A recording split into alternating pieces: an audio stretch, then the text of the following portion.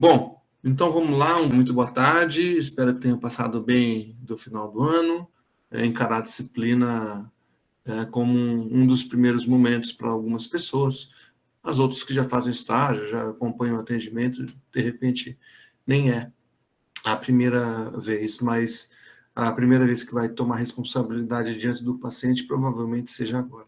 Ela se chama Habilidades Interpessoais e refere-se ao segundo semestre de 2021. Esses são os professores que fazem parte. Eu tenho que contar uma historinha para vocês.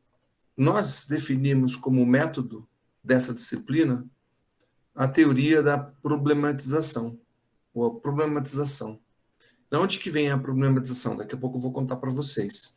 Mas no meio da década, ou no começo da década de 90, a Universidade Estadual de Londrina ela recebeu um aporte financeiro volumoso da Fundação Kellogg.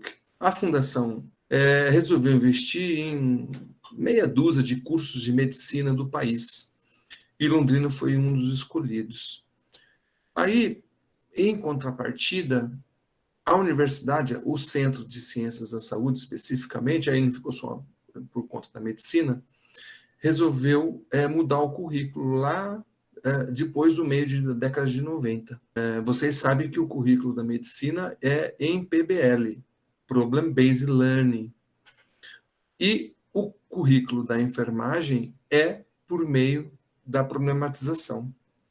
Então, após o dinheiro ter chego, aquele prédio que vocês andam, o prédio onde está meu laboratório, os departamentos, mais o anfiteatro e mais a biblioteca, que não existia, foi construído com esse dinheiro da Fundação Kellogg, que é o mesmo dos sucrilhos. Sucrilhos Kellogg's, tem o S no final. A fundação é Kellogg.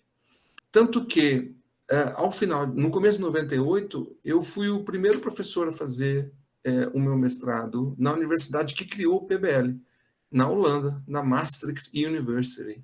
Eu fui para lá, o diretor fez questão, eu fiz a entrevista no telefone, ganhei a bolsa da Fundação Kellogg, e o murmurinho estava rolando aqui, vários professores da medicina ficaram para fazer workshops pelo Brasil e receberam os holandeses, e eu fui como alguém da fisioterapia para que eu pudesse, no meu retorno, convencer os meus pares que o currículo do PBL para a fisioterapia seria interessante. Pois bem, eu volto em 2000 e começo a fazer uma série de workshops dentro do departamento para que houvesse a mudança curricular. Ao final desses workshops e de toda a proposta curricular, o departamento votou que não mudaria o currículo tradicional e ficaria com o PBL dessa maneira. Bom, tudo bem, votação, democrático. O departamento comunicou ao centro, ao diretor de centro, que não se usaria o formato do PBL com as informações que eu trouxe e do curso dos workshops que eu ministrei para os professores. Agora, o departamento ele comprometeu ao centro e diante a Kellogg Foundation que faria modificações. Nós não teríamos um currículo tradicional, clássico, mas teríamos, sim, algumas coisas que eu trouxe da Maastricht University, do mestrado em Educação e Saúde, que eu fiz para o novo currículo a ser implementado, que foi, se eu não me engano, em 2001 ou 2002. Uma das disciplinas que se trabalhava muito na Universidade de Maastricht era a disciplina de habilidades. Então, vocês sabem por que tem habilidades no currículo agora, estão sabendo. Óbvio que há habilidades do começo do século, né, de 2000,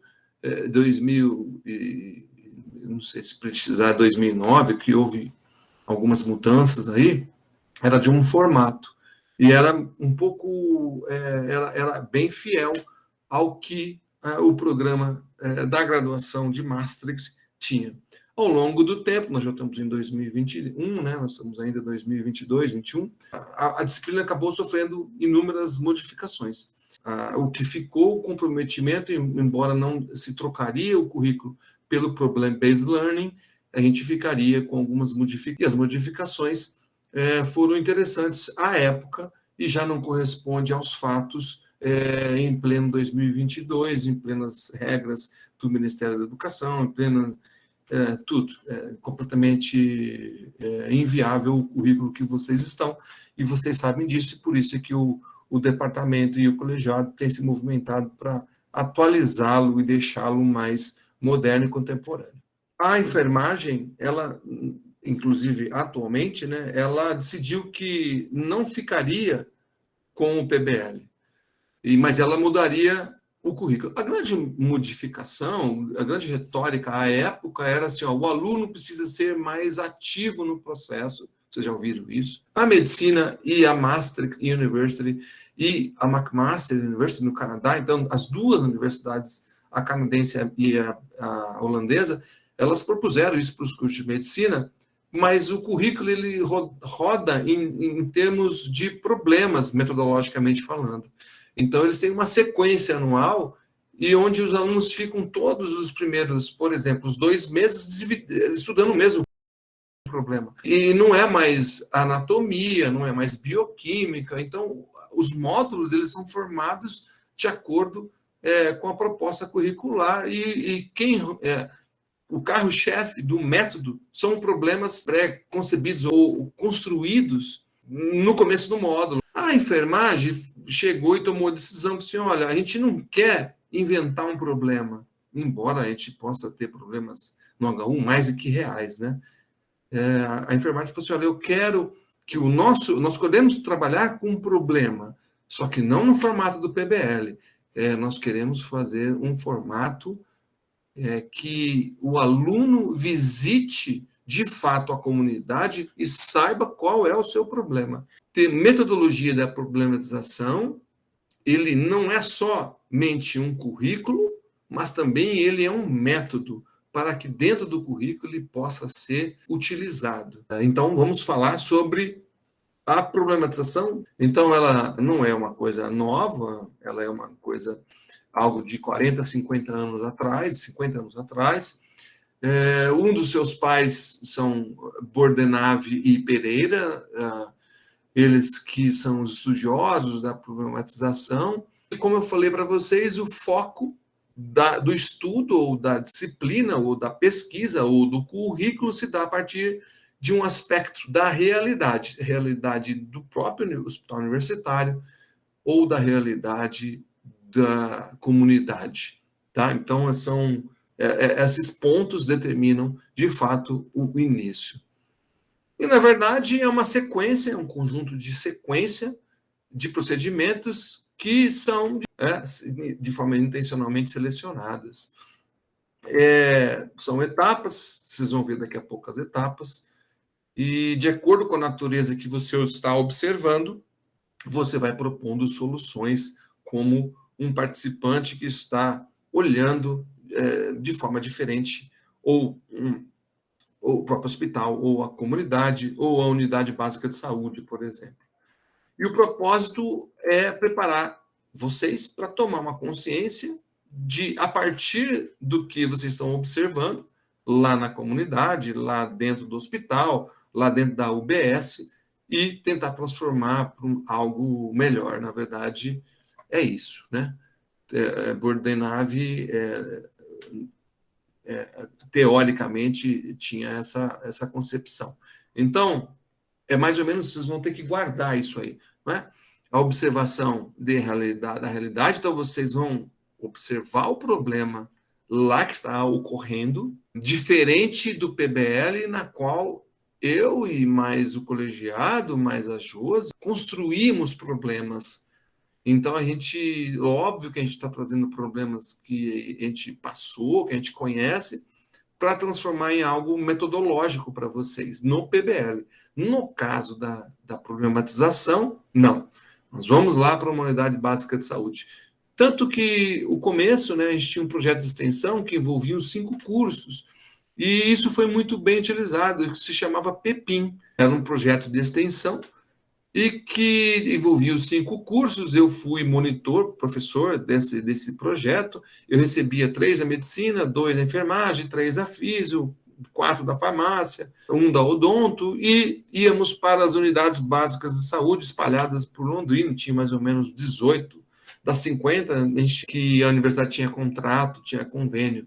A gente foi para observar o problema, e a minha primeira participação como professor, eu tinha ingressado como docente aqui, e já gostei do projeto, já fui participar.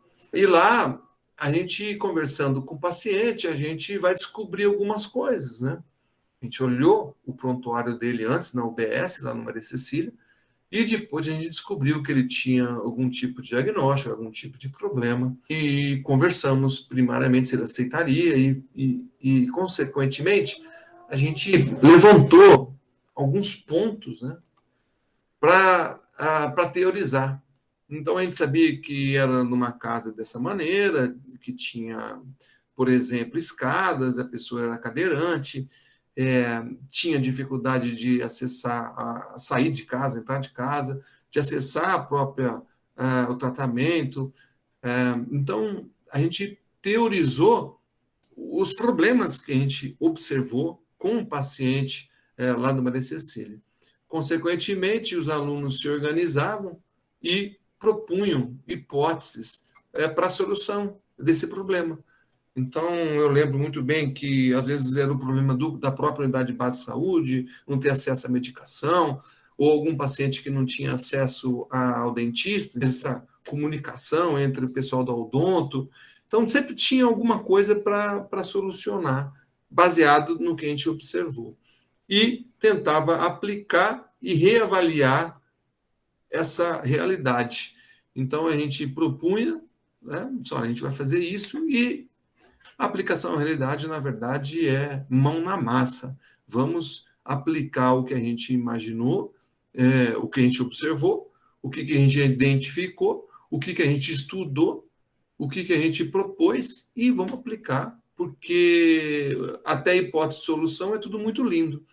Agora vamos ver se isso que nós estamos fazendo vai resolver. Então, era uma forma de retornar a quem estava dando dinheiro para a gente, ao financiamento, que era a Fundação Kellogg. Era um dos projetos que envolvia essa. Aí que surge o nome interdisciplinaridade e um trabalho multiprofissional e interdisciplinar. A partir desses projetos, outros vários projetos surgiram, como o projeto do idoso no Parque Ouro Branco, era coordenado por um professor da cardiologia, que está aposentado já. Eu posso dizer para vocês que foi uma época de vacas gordas, se é assim que eu posso dizer, como ditado popular, que vocês conhecem. Foi uma década de 1996 a 2000 e alguma coisa, 2004, 2005, uns 10 anos de recebimento de dinheiro volumoso, tanto que você... Vamos para a segunda parte da problematização. Bom, a ideia é, de novo, tanto um como o outro, que o aluno seja participativo, não é? Ele deveria ser um protagonista, ele deve ser um protagonista do processo de construção desse conhecimento. O professor ele acaba tendo esse papel não de ditar as regras, as normas, mas sim como mais um colega, um amigo, né? Como tutor, como uma pessoa que dê as orientações, os guias, assim, mostre, na verdade, caminhos para que o problema seja relevante não só para a comunidade ou para a pessoa, para a família que recebe, mas para vocês, né? Então, a forma como você observa, a forma como que você propõe, isso gera conhecimento para vocês. Então, isso é uma coisa bem interessante. Bom, essa segunda parte, eu vou falar dos pontos, passo a passo, e já vou dar exemplo de um grupo que ficou comigo há um tempo atrás. Primeira coisa é observar a realidade. Observar a realidade você vai se apropriar das informações lá da comunidade, lá da casa da pessoa, geralmente a gente usava muito o domicílio, ou qualquer outra coisa. Uma observação lá dentro do hospital, a gente vai ter que conversar para dizer, olha, há um problema em algum lugar, na UBS, em algum lugar. E então a gente se interessou por isso. A fisioterapia normalmente vai lá atrás de pessoas que estão, de pacientes, se identificar, não é?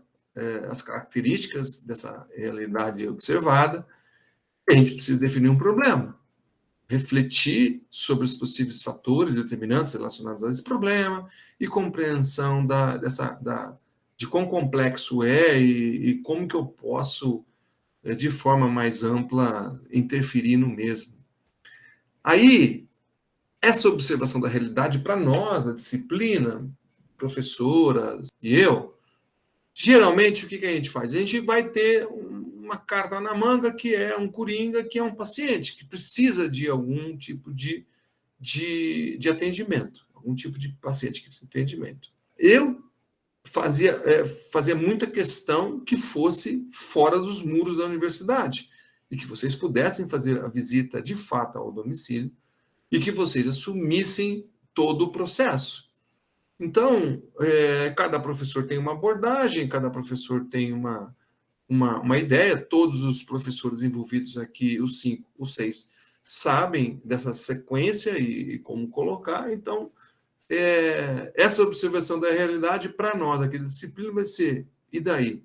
Nós vamos para a comunidade ou nós vamos utilizar algum paciente do hospital? Bom, como eu falei para vocês, vou dar um exemplo de observação da realidade na qual eu fui o orientador, né, da turma. Por exemplo, a turma 2, dessa época, eu fiquei sabendo que tinha uma pessoa que não estava sendo atendida. A gente prefere as pessoas que não estejam recebendo atendimento, e estávamos prontos para ir para a casa da pessoa, me passaram o endereço, eu fiz o primeiro contato, a pessoa disse o seguinte: olha, eu ficarei feliz em recebê-los, e se vocês puderem me ajudar, porque eu estou de cama, né? Não aguento pisar, estou com dor. Os alunos fizeram uma fotografia. Eu fui a primeira vez com os alunos na casa da pessoa, conforme informado. Inclusive, fui com o meu carro, dei carona para os alunos, acho que 2 alunos foram de ônibus, nos encontramos lá, tal horário, a pessoa estava lá para nos receber. Então, a gente foi observar a realidade, que era a condição na qual a pessoa estava passando.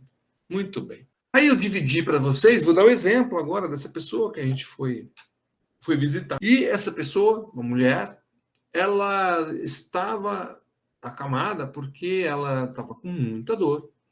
Ela tinha um diagnóstico de espondilolistese, ela tinha um descorregamento de L4 e L5. Se ela estava acamada, consequentemente, as atividades de vida diária estavam bem comprometidas. E, além da irradiação, essa fisgada aí que o aluno colocou, na verdade, era uma irradiação da pinça, que já essa espondilolistese acabou pinçando, provavelmente, o ciático, na altura do ciático. Então, era um caso que, de fato, precisava de orientação, e algo que eu tenho experiência, né, é o dia a dia, né, na piscina, é o dia a dia no laboratório, e vários projetos envolvendo dor lombar específica. Bom, também parte da realidade era não só a anamnese, mas também saber quais informações os exames. Então, ela tinha ressonância, isso facilitou muito para a gente não precisava encaminhá-la para um médico, o médico já tinha feito um laudo e já tinha consultado, e ela precisava começar a fazer alguma coisa, mas ela não tinha condições de sair e ficar em pé.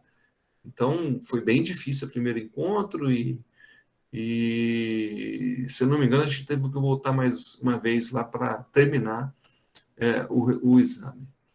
Dentro da observação da realidade, a gente tinha que, diante das informações, anamnese, exame físico e os testes, elaborar um diagnóstico cinético funcional, né?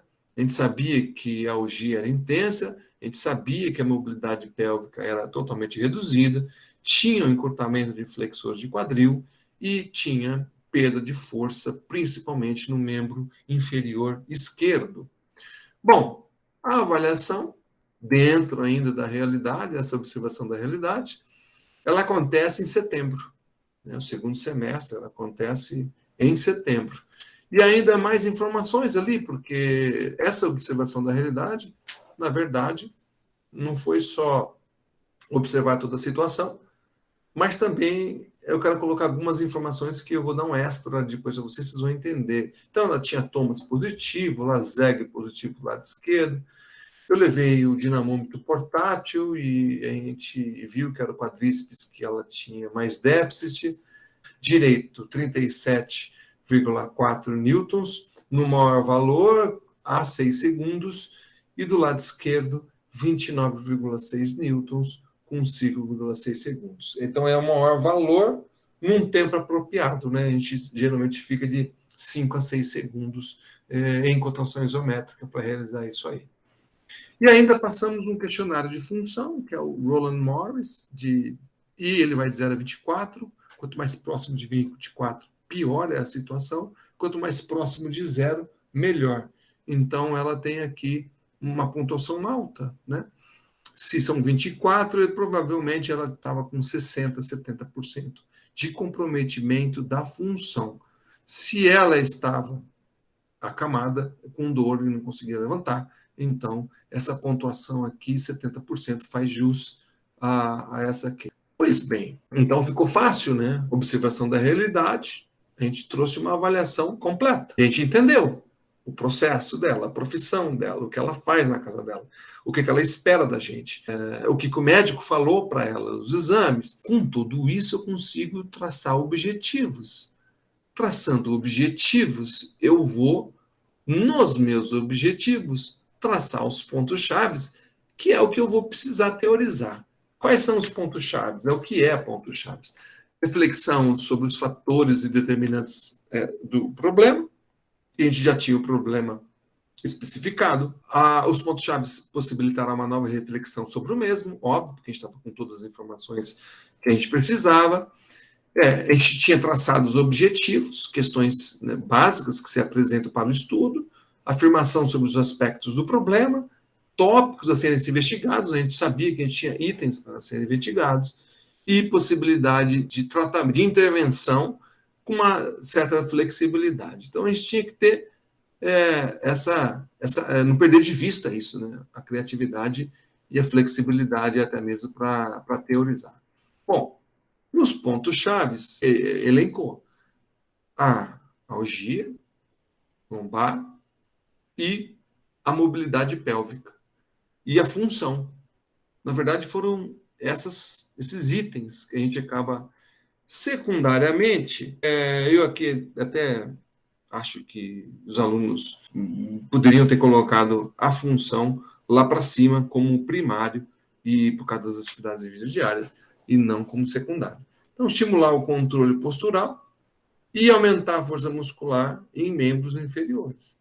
Então, a gente estava com o diagnóstico cinético funcional, a gente estava com os objetivos traçados, esses foram os nossos pontos-chave. O que a gente determinou? A gente foi para a teorização. Então, o que é teorizar? É o nosso planejamento junto com o estudo que a gente tem que fazer, porque a gente tinha que atingir isso aqui. Como que a gente atinge isso aqui? A gente precisa elencar nossas condutas. Mas nas nossas condutas, elas precisam ser teorizadas diante e com um link com o que você estipulou nos seus objetivos. Então, a gente foi investigando cada item desses objetivos. A gente tinha que ter mais informações teóricas, né, para isso. A construção de respostas mais elaboradas, né, para a resolução desse problema. E dados obtidos, registrados e tratados, seriam analisados e discutidos. O que soa isso para vocês? Alguém tentaria dizer para mim o que seria teorização? Alguém conseguiria antecipar o que de fato vai se fazer na parte teórica? Seria a busca do embasamento para o que você quer fazer, professor? Exatamente. Buscar nos livros, nas evidências de artigos. Isso. Exemplos de condutas para a situação, por exemplo. Isso. Em outras palavras, vamos nos atualizar sobre o que fazer com uma situação observada e elencada como ponto-chave, no caso aqui, os objetivos, né? Então, vamos esclarecer, vamos atrás de estudos similares que propuseram isso, e isso, óbvio, que tem que ser base para a transformação da realidade, mas essa transformação transformação da realidade tem que ser baseado em alguma coisa, né? Baseado em ciência, né? Vocês sabem que eu uso o termo baseado em ciência. Então, vamos atrás da ciência para tentar resolver. Então, busca das informações. Nós precisamos ir atrás da ciência para ter as nossas... entender se nossas bases, elas... para entender se nossas condutas têm base científica para isso. É isso que nós temos que ir atrás, né? Vocês têm uma disciplina inteira para você ir atrás da sua conduta. Porque eu digo, mas vai ter um momento que você vai ter que apresentar isso aqui para alguém, para nós, e dizer, olha, a nossa conduta foi baseada na ciência. Os guidelines, no caso aqui de dor lombar específica, o que a gente precisa para tomar uma decisão clínica? A gente precisa estar bem informado. Onde a gente vai buscar essa informação? Você sabe para que serve a disciplina do primeiro ano? Para vocês responderem essa pergunta que o Gabriel está respondendo. Vamos até as bases de dados, não é só em livros, viu, Gabriel? Eu acho que livro é um pouco complicado, porque ele é bem desatualizado, ele se desatualiza a cada dia que passa. E dependendo, se você olhar para a biblioteca e for pegar um livro na biblioteca, provavelmente as referências do capítulo que você está lendo é lá da década de 50, década de 60, década de 70, se você não prestar atenção. Então, por isso que eu preciso ir atrás da onde? Então, vocês estão vendo a aplicação da disciplina do primeiro ano na prática. Vocês estão vendo como é que isso aplica. Porque se eu perguntar para vocês agora como é que vocês vão buscar, isso é ciência. E se você não sabe em que bases e como funcionam cada base, vocês vão ficar patinando. Por eles terem bases aqui, facilitou muito a nossa vida.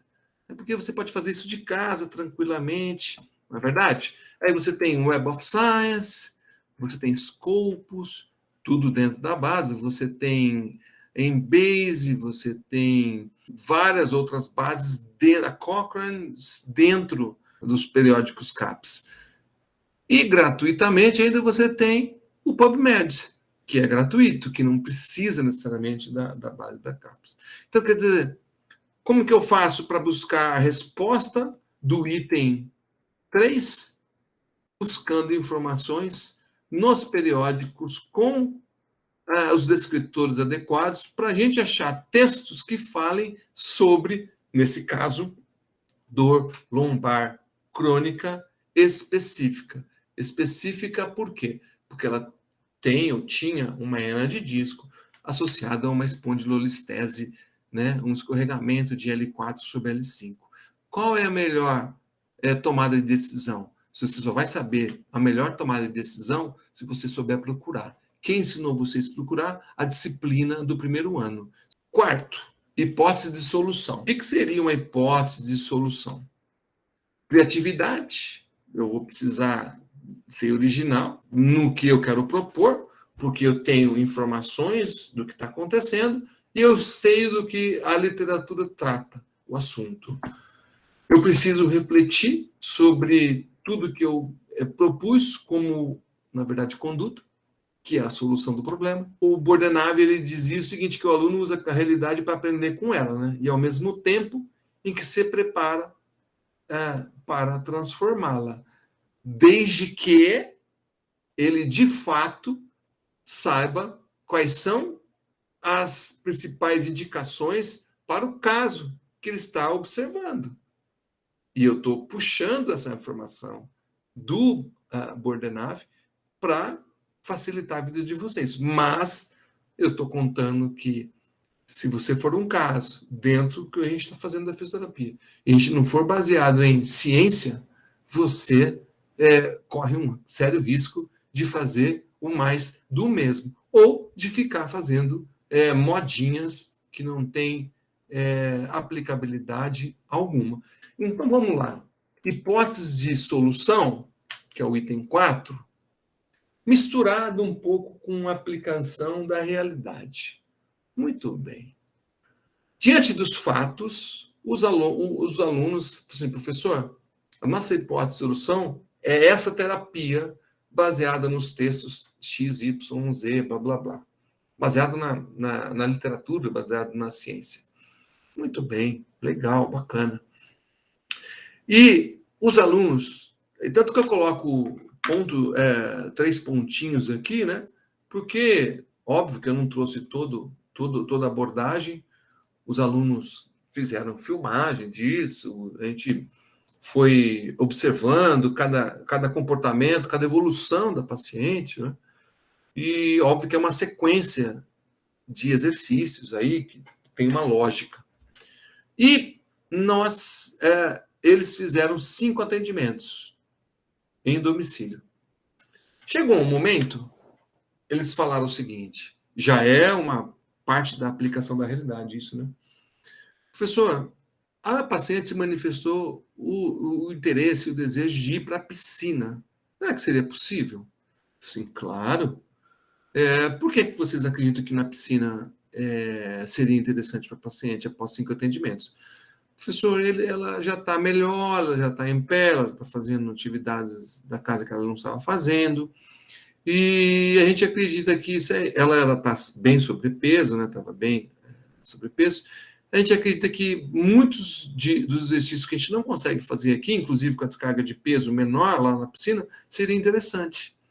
Sim, tá bom. Então, façam uma proposta de conduta baseada na avaliação. Eles fizeram e, óbvio que a gente treinou aqui na piscina e ainda foi completada com mais 6 atendimentos na piscina. E aí, óbvio que eu coloco aqui, só para mostrar para vocês a sequência, né? Começa com marcha, etc, etc. É um aquecimento, blá, blá, blá, blá, blá, você já sabe o que eu estou falando. E eu não coloquei todos os atendimentos aqui. Então, essa hipótese de solução com mais aplicação da realidade, a gente estava esperando que isso fosse possível, a gente modificar com 11 sessões aquela avaliação inicial, aqueles itens que eu coloquei para vocês. Pois bem. Então, o item aplicação à realidade, ele é a aplicação dessas soluções, no caso, uma ou mais das hipóteses, na verdade a gente tinha 2, né? A gente tinha inicialmente uma proposta, e aí a gente se viu com uma segunda proposta, então a gente não fez concomitante, eles acabaram esperando, eles só tiveram sacada, os alunos, na sequência. Assim, olha, acho que a piscina dá para ser usada, né? E então não era concomitante a terapia, começou com o solo e depois foi para a água. O retorno do estudo tem que voltar para a realidade da investigada, consequentemente era o seguinte, o que a gente propôs tem que voltar para a paciente, tem que voltar lá para falar para a gente, olha, eu não conseguia fazer almoço, jantar, eu não conseguia usar a cozinha, hoje eu faço, né? Então, possibilita o intervir, o exercitar, o manejar situações associadas à solução de problemas e mais orientações que os alunos passaram, mais as orientações que eu senti falar para vocês. Então, ver se as soluções foram geradas, né? E isso, óbvio, que requer um comprometimento do próprio participante, para voltar, para olhar para a sua realidade e falar assim, olha, a senhora está tocada, a senhora está transformada com essas 2 propostas que nós fizemos, começamos em solo e fomos para a água, como que a senhora está? A senhora, de fato, está seguindo as nossas orientações, procurou um nutricionista, está fazendo os exercícios e assim por diante. Tá bom? Essa aplicação da realidade, ela envolve a reavaliação. Então, foram 11 sessões de 20 de setembro a 6 de dezembro. Então, envolveram aí aproximadamente uns 2 meses e meio. Então, olha como é que estava anteriormente, né? Isso aí, o anterior positivo, o Thomas positivo, o Laseg positivo à esquerda, o valor da força e o Roland Morris. Quando a gente reavalia, a gente tem o teste de flexão anterior negativo, A gente tem o Thomas ainda positivo, a gente tem uma Lazeg ainda positivo, e olha a força que aconteceu. Aquela força de 37, do lado direito, que não era o comprometido, ele acaba baixando para 31. E o lado esquerdo, que era o comprometido, ele sai de 29 e vai para 31 newtons. Tá? Então, foi o que conseguimos fazer com 11 sessões. Mas dá uma olhada nesse item aqui sobre função. Olha lá o Roland Morris. 5 pontos. Ou seja, mais um pouco eu conseguiria zerar essa escala de função. Então, é algo bem interessante sobre ver essa perspectiva da função. Bom, eu consegui mostrar para vocês os 5 itens que é composto o arco de Magalhães ou a problematização, ou a metodologia da problematização. Volta lá para o ponto chaves e vamos ver o que aconteceu. A gente tinha uma tentativa de melhora da função, da melhora da dor e da mobilidade pélvica, que os alunos estipularam. E como secundário, estimular o controle postural, aumentar a força muscular e melhorar a função. Pois bem, eu queria anotar algumas coisas para vocês aqui. Primeiro, eu já falei que eu acho que função tinha que ser primário, não deveria ser secundário. Outra coisa, mobilidade pélvica tem que ser medida. Então, os alunos falharam, de certa maneira, em ter a mobilidade pélvica e mostrar esses resultados. Terceiro, estimular o controle postural. Sim, qual é a medida de controle postural que vocês fizeram? Qual é a medida? Hoje, o mais fidedigno é trabalhar com a plataforma de força. O paciente não veio até o laboratório fazer a avaliação da posturografia. Entendeu? Então, quer dizer que a postura dela mudou, de certa forma, tanto a estática quanto a dinâmica, não tenho dúvida, mas não foi medida. Né? Agora, palmas para o aluno que falou que, olha, eu preciso aumentar a força. Ele fez uma medida correta, usou um termo, um instrumento adequado, que era um dinamômetro portátil, e usou um questionário adequado para tentar melhorar a função. Né? Hoje, eu sei que tem 12 questionários de função para dor lombar, e eu sei que o Roland Morris não é o melhor. Né? Já existem outros melhores. Mas, mesmo que eu não tenha hoje o melhor aplicado, alguma coisa você tem que ter. Né? Algum questionário você tem que ser sobre a função. Que esse questionário, né, te dê condições de ser autorrelatado. Então, a gente tem uma situação do ponto-chave, é assim, ó, essa avaliação, os objetivos que vocês traçaram, eles foram medidos como?